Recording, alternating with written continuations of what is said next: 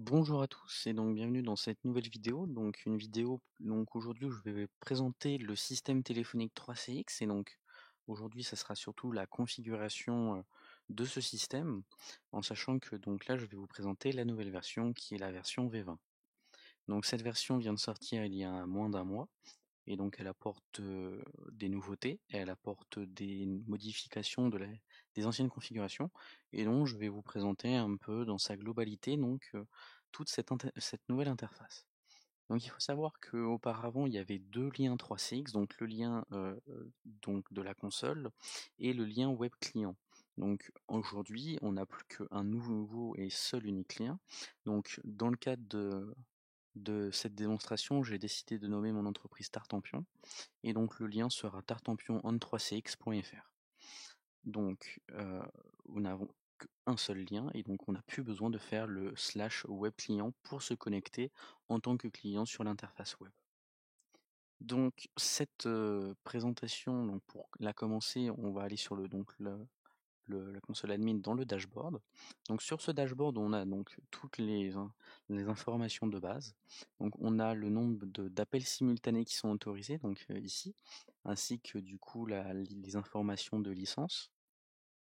On a donc le FQDN qui nous est rappelé, ainsi que l'adresse IPv4 de ma machine et l'IPv6.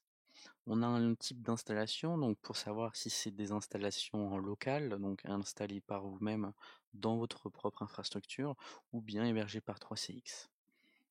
On a aussi un vive aperçu sur les trunks. Est-ce que tous les trunks de ma machine sont remontés ou pas? Donc là, on voit que c'est le cas. Est-ce que tous les téléphones qui sont remontés sur ma machine sont bien remontés? Là, on voit que c'est le cas. Alors, comme je vous ai dit, c'est une machine de test, donc j'ai aucun téléphone et aucune extension d'enregistrée. Et donc, on va voir tout cela juste après. Est-ce que toutes les extensions système sont-elles bien enregistrées? Donc, pareil, étant donné que je suis connecté sur le web client et qu'il n'y a que mon extension, toutes mes extensions système sont donc connectées. On a aussi est-ce que le journal d'audit est activé? Donc là, il est bien actif. On peut voir ici le propriétaire de la licence et ainsi que sa version. Donc ça, on peut voir qu'on est sur le build 16.20, la release. On a juste en dessous un rappel qui est assez intéressant des ports réseau qui sont utilisés par le système, donc le port SIP et les ports SIP, pardon, le port du tunnel. Donc média, ça va être le RTP, hein, tout simplement. Donc du 9000, c'est la plage de port de 9000 à 10 999. Et ensuite, on a un rappel des ports HTTP et HTTPS utilisés par le système. On peut voir aussi les appels sortants quotidiens, donc chose qu'on avait déjà sur l'ancien dashboard de la V18, et aussi un petit rapport des règles entrantes, donc on n'en a toujours pas. Maintenant, pour la partie maintenance du système, donc on peut voir si on est à jour ou pas. On peut aussi constater les enregistrements qui ont été effectués par nos agents, est-ce qu'on en a ou pas.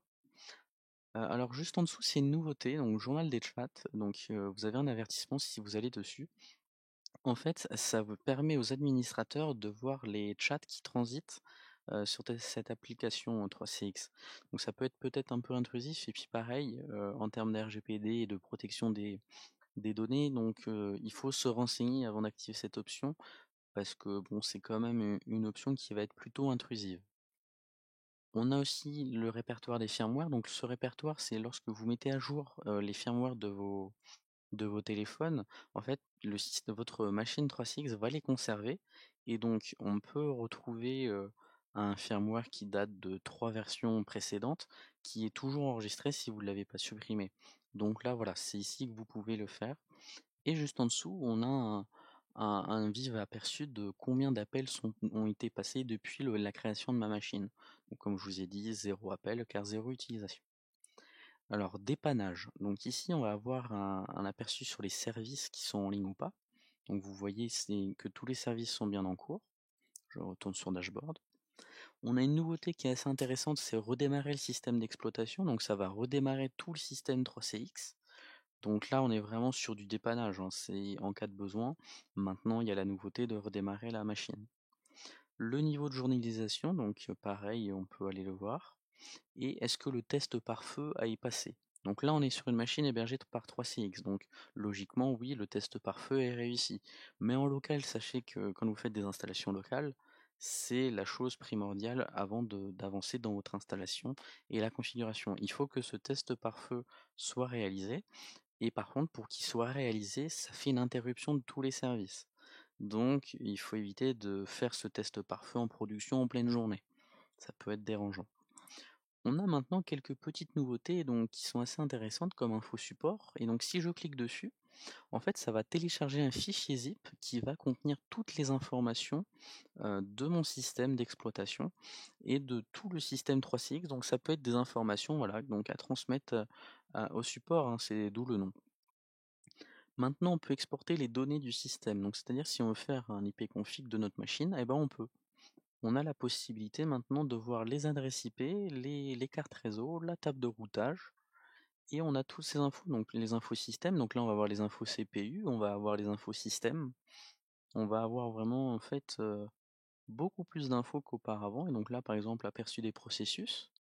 Donc on peut voir l'utilisation de tous mes processus qui tournent. Donc là, pardon, ici. Vous avez donc tous les processus, leur PID, etc. Qui sont en train de tourner. Et on a maintenant aussi la table des connexions. Donc vous pouvez voir toutes les connexions, les ports utilisés, etc. Donc tout ça, voilà, c'est ici. On peut faire effectuer la maintenance de la base de données. Et ensuite, sur ce menu dashboard, et après on a fini avec lui, le journal des événements. Et donc vous avez vu la création de ma machine. Et là, on voit qu'il y a eu une tentative de connexion d'appel non identifié. Donc voilà. Et là, on a des logs qui ont été supprimés par le système parce que ça prenait de la place. Donc voilà pour les informations de notre dashboard. Donc on a quand même depuis le dashboard un choix diversifié d'options qui déjà sont très intéressantes pour nous. On va maintenant aller dans la partie utilisateur. Donc vous avez donc Trégoat Loïc qui est mon utilisateur par défaut. Et maintenant vous avez donc la possibilité soit d'en ajouter un, soit d'importer des utilisateurs, d'en exporter, de regarder la double authentification. Donc pareil, c'est une nouveauté sur 3CX que je vais vous montrer juste après, mais la double authentification est possible sur notre 3CX, le nouveau 3CX. Donc Microsoft 365 si vous avez associé votre système à votre Microsoft, Google pareil si vous l'avez associé. Et donc là, je vais rapidement vous présenter donc l'ajout d'un nouvel utilisateur que nous allons donc, je vais réutiliser mon adresse mail juste ici, donc je crée mon utilisateur. Sachez que vous êtes maintenant plus obligé de mettre une adresse email pour créer votre utilisateur. Cependant, vous ne pouvez pas utiliser deux fois la même adresse email. Il n'est plus possible de faire cela.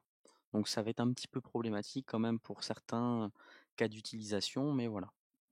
Donc on va faire Loïc Test comme nom d'extension. Donc là je vais mettre mon email parce que je souhaite recevoir l'email le bienvenu.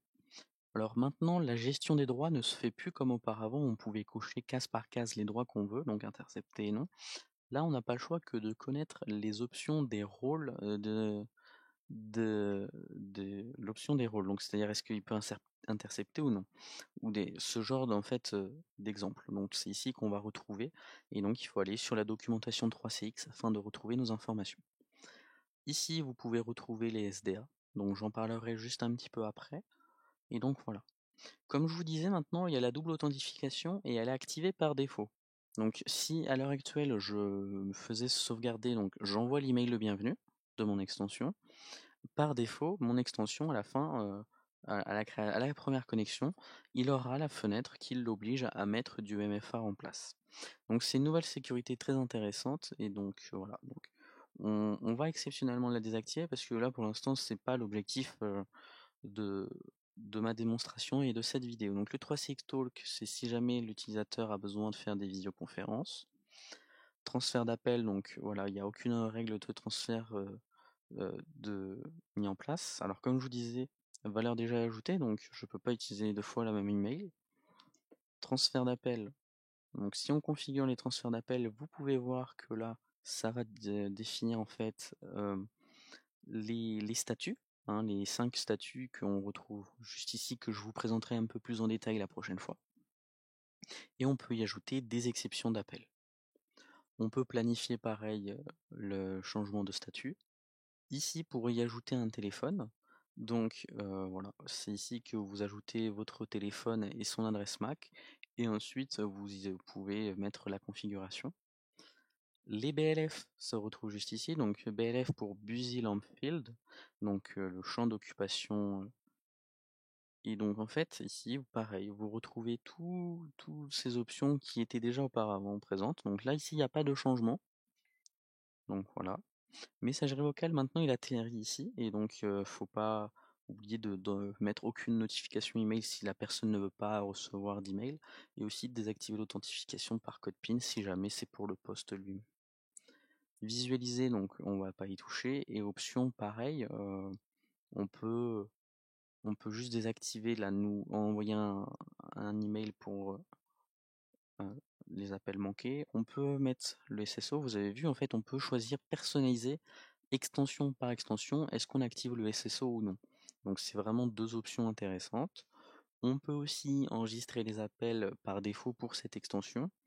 On peut cacher les règles de transfert. Voilà, en fait, on a quand même plusieurs droits qui sont vraiment assez intéressants. Donc je vais faire sauvegarder. Donc automatiquement mon adresse, non, du coup je n'ai pas mis d'email, donc c'est bon. Je sauvegarde et donc là vous voyez j'ai pas d'email de renseigné et pourtant cette fois-ci il m'a créé mon extension. Donc voilà. Donc pour la création d'utilisateur, vous auriez vu si j'avais activé ici le MFA, le je sauvegarde et là vous voyez 2 FA, il est couché en vert, donc il va être demandé au moment de la connexion. La double authentification est de maintenant activée. Ici le QR code si je souhaite m'y connecter. Donc je vais passer maintenant à la suite. Donc pour WhiteChat. Donc WhiteChat, c'est ici qu'on va pouvoir ajouter nos trunks. C'est ici qu'on va pouvoir ajouter nos SBC. Nos DECT aussi maintenant vont atterrir maintenant dans la partie WhiteChat.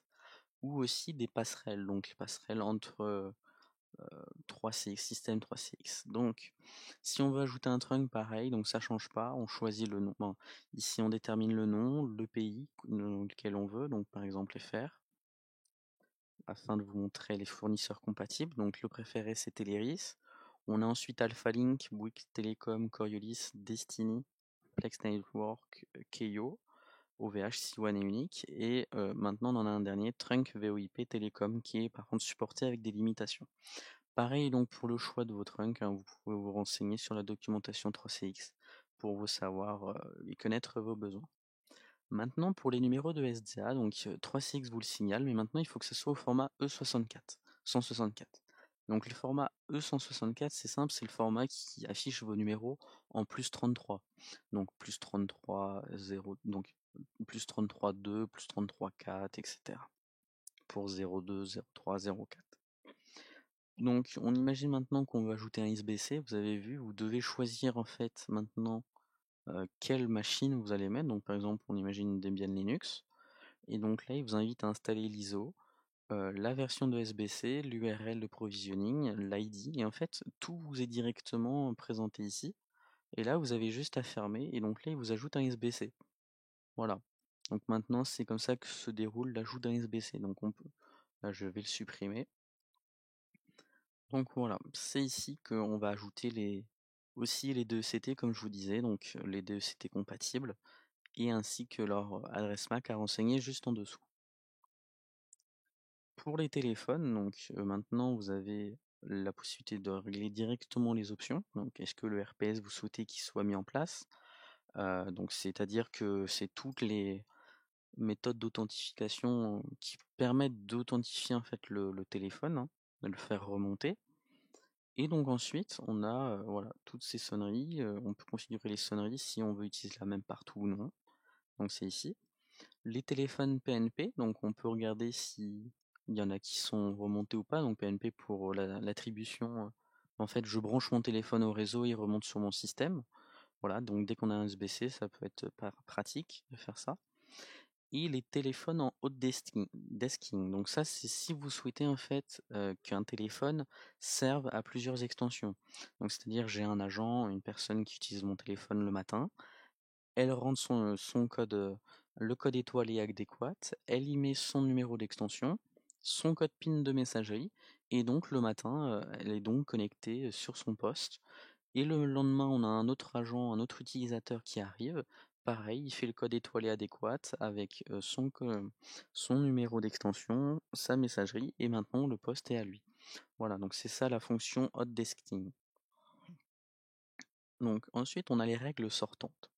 Donc pareil, pour ajouter les règles sortantes, c'est toujours ici. Donc vous voyez, il faut qu'on mette un trunk en dehors que du web bridge, hein. Et donc c'est ici, pareil, vous pouvez les déplacer vers le haut, vers le bas pour faire des règles de priorité telles que les ACL sur Cisco par exemple. Comme je vous disais, oui, on a le Web Meeting Bridge donc, qui vous permet en fait de faire les visioconférences directement par défaut. C'est pour ça que ce trunk est juste ici. Maintenant, on a cette nouveauté, donc les départements. Les départements, en fait, ils ont pour vocation à succéder au groupe d'utilisateurs, en fait. Donc maintenant, chaque département va pouvoir avoir ses heures de bureau. Donc, lorsqu'on va sur un département, hein, on a comme option seulement le nom à changer, les directives vocales et la langue par défaut.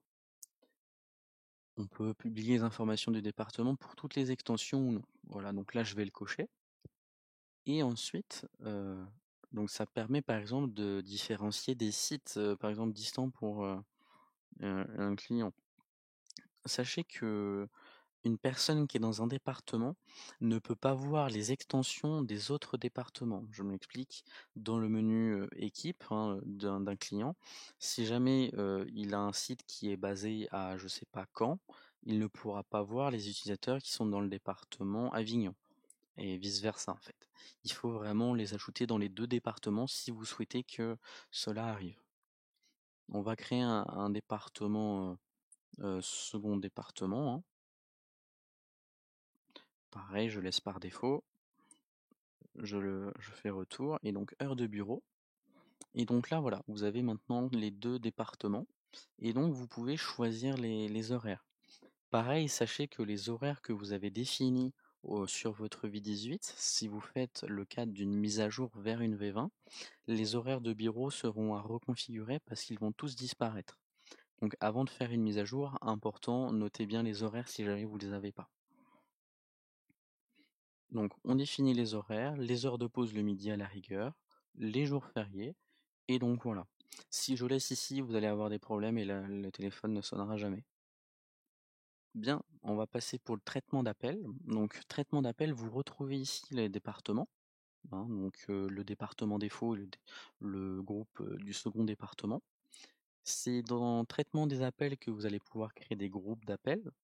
Donc voilà la création par exemple d'un groupe d'appel, donc avec l'extension par défaut 8000, on peut toujours y affecter la SDA et lui mettre un nom de groupe d'appel. On peut définir la stratégie d'appel. On peut aussi y définir le département à qui on associe ce groupe d'appel. Et donc là, pareil, comme d'hab, on a la personnalisation de la destination. Donc pendant les pauses, quand c'est un jour férié, quand le bureau est fermé, etc. Les utilisateurs, donc les agents qu'on veut mettre en place dans ce groupe d'appel, et pareil, le 3CX Talk si besoin. Ensuite, on a ajouté une file d'attente, donc on peut ajouter pareil cette file d'attente, donc elle prend 8000 parce que j'ai pas accepté l'autre. On peut lui affecter toujours une SDA. Là, vous avez un peu plus de choix, donc par exemple le round robin, le temps d'attente le plus long, 3 agents au hasard. Vous avez toujours le routage sur compétences qui est présent. On peut pareil toujours définir donc le département à qui on affecte cette file d'attente et ensuite la destination de réponse, on peut toujours personnaliser où on veut. On y ajoute des utilisateurs. On peut aussi déterminer qui on notifie, lorsqu'il y a des appels qui sont par exemple perdus, heu, ou que le temps d'attente a été dépassé ou que leur appel a été défini. En tout cas voilà, on a moyen de notifier les personnes et c'est depuis ici que ça va se faire. Donc ça peut se faire par un email, notification email. On a la notification, les options et la musique d'attente qui sont personnalisables après les notifications, hein. Pareil, on a toujours le 3CX Talk et on a l'avancée. Donc on peut autoriser par exemple les rappels. Donc si le client appuie sur une touche, alors il peut être rappelé. Il faut augmenter le nombre d'appelants maximum dans la file d'attente, parce que sinon cette file d'attente, elle va contenir personne. Donc on peut dire par exemple que 5 personnes peuvent être en attente. Vous avez la possibilité de faire une file d'attente prioritaire, cibler les agents même s'ils sont déjà en cours d'appel. Il faut par contre qu'ils aient plusieurs appels d'autorisés, hein, bien évidemment. Il faut enregistrer les appels si vous le souhaitez. Vous pouvez assigner du chat et ensuite planifier la réinitialisation des statistiques. Donc, c'est-à-dire que sur votre client, vous pouvez voir donc dans le menu de panneau ou dashboard, surtout le menu panneau, vous pouvez voir tous les combien de temps le nombre d'appels se reset. Donc là, c'est ici que vous allez le définir. Et donc, vous pouvez faire un répondeur numérique, donc un SVI, depuis ici. Donc toujours dans le traitement d'appel. Et voilà, et vous définissez les touches et ce qui il va être fait en fonction des destinations en fait. Et les options juste ici, et ce qu'on fait après le temps imparti. Maintenant, on a un rapport. Donc ici dans le rapport, vous allez retrouver toutes les possibilités de rapport qui sont possibles. Sachez cependant que actuellement, à l'heure actuelle, donc au mois de mars 2024, il est toujours pas possible de s'envoyer des rapports par mail. Donc c'est une option qui va arriver dans l'une des prochaines mises à jour du 3CX. Donc voilà, on peut que les consulter, donc on peut regarder les règles entrantes, on peut regarder les journaux d'appel si ça nous intéresse, les historiques de connexion. Voilà, donc les groupes d'appel, etc. On a ici depuis donc tout cela. On peut même voir les coûts d'appel si besoin et le type d'appel. Journal d'événements, donc ça renvoie au menu dashboard les journaux d'événements tout simplement qu'on avait, qui étaient dans le bas. Et donc voilà, on le retrouve juste ici. On va maintenant dans le menu enregistrement. Donc, comme je vous disais, donc on peut enregistrer les appels. Donc, sachez que si vos agents ils font des enregistrements d'appels, ils ont l'obligation légale de le signaler aux personnes qui appellent ou qui sont appelées par vos clients, parce que donc sinon c'est illégal.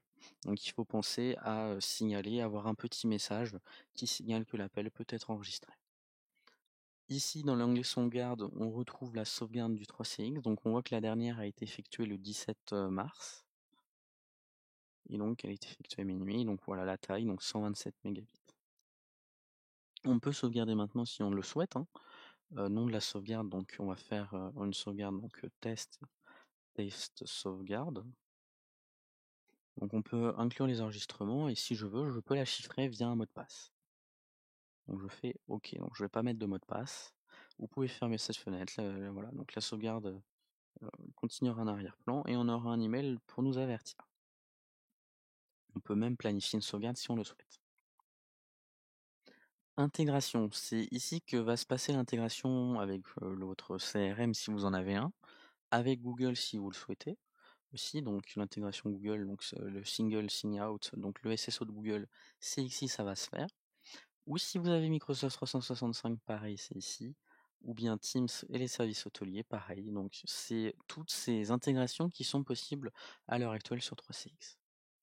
Dans l'onglet avancé, vous avez pareil le filtrage d'adresse IP.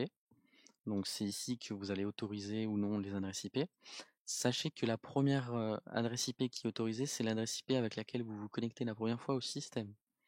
Donc voilà. Ici, vous avez les restrictions de la console, si vous souhaitez autoriser que vos adresses IP parce que vous avez toujours les mêmes ou non.